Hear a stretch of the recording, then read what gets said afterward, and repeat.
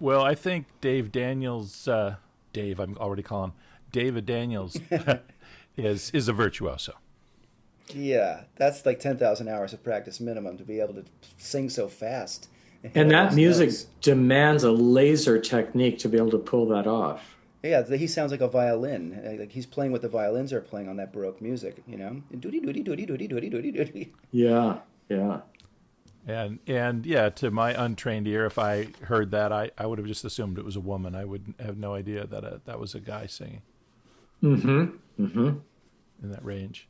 But And yeah, this kind of reappearance of countertenors, repopularity, has only happened since the 1940s or 1950s, because in the long era from the end of the castrati, say middle of the 19th century to the 1950s, all these roles would just be reassigned to a mezzo-soprano or a soprano, a woman. right. In drag. Often, In often reverse playing a drag. man. Often Yeah, playing in a man. reverse Yeah. drag. That's Yeah. amazing. Yeah. Well, that kind of concludes our playlist.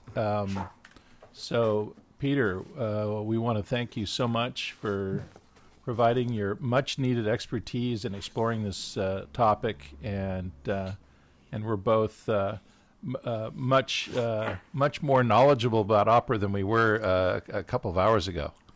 I hope thank so. But thank you for inviting me.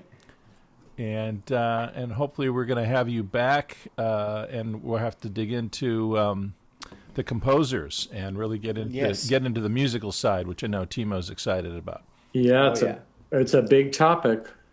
Yeah. Yeah. 400 years worth. I didn't know. I didn't even know Puccini was so much later than Verdi. I thought they were more at the same time period. So I'm learning things left and right here. Good. Yeah, and I know one last note I wanted to explore with you, which as we started off with talking about Marian Anderson and her first performance at the Met in 1955, and then Leontine Price after her, and since then we've had other people of color performing, Kathleen Battle and other famous singers. How do you see opera today, and in this new era where we're trying to, evaluate our culture, and here is this music of the dead white guys, and how do people of color not only expand within this art form of opera, but not just as performers, but also as composers? And in an earlier conversation, you told me about a really interesting thing that's happening right now. About an African American, or not African American, but I guess you would say he was Haitian. What was this composer that was in France that's now just being kind of rediscovered? Yeah, there's this composer who composed at the time of Mozart. So his name was Joseph Bologna. He wrote this opera in 2 acts called L'amant anonyme, which means the anonymous lover. Was born in the Caribbean, and went to France and became I think he was born to a white, landowner, successful colonialist in the Caribbean, and had a black mother, but his skin was black, and he was brought by his father and given everything, a great education, money, and he made quite a name for himself in France as a writer and composer.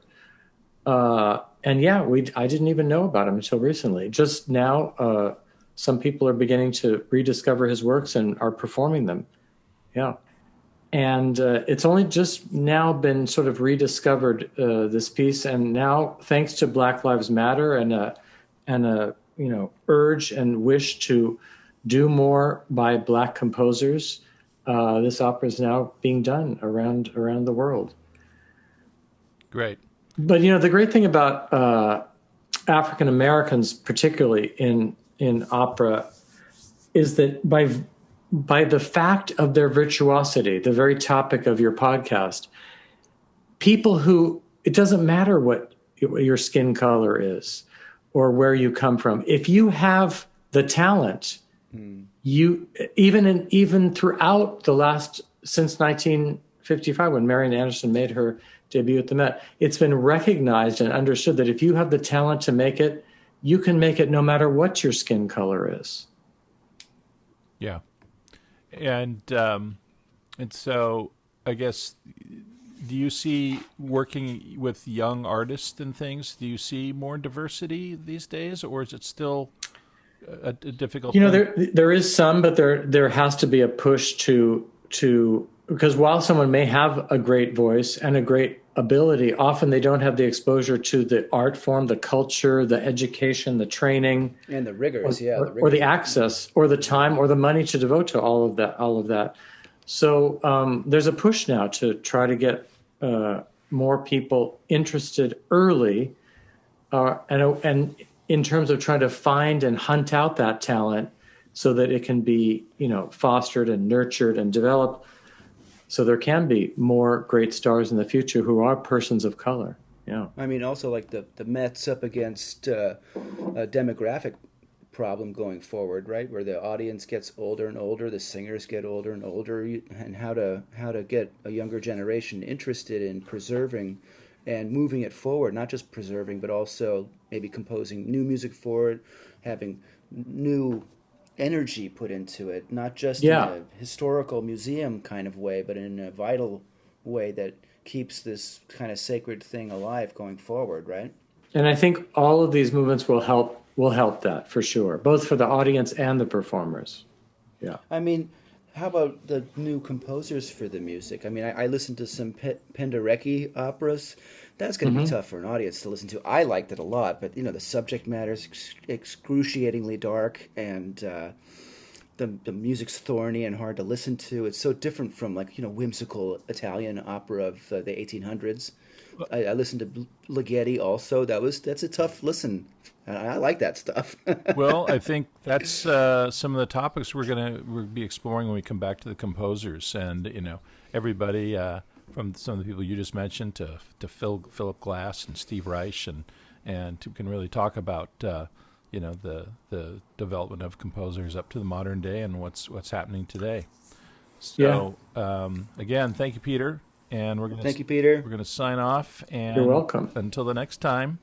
And again, everybody, check us out at the Patreon page, on YouTube, Spotify, and just search for Virtuosity Podcast, and you will find us. And we're going to be covering lots of interesting topics like this one, and we'll see you again soon.